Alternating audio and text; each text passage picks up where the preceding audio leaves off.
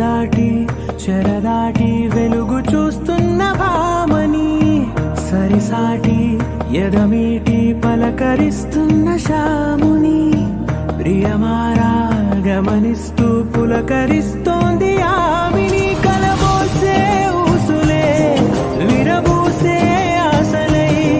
నవరాత్రి పూసిన వేకువరే కరు రాసినది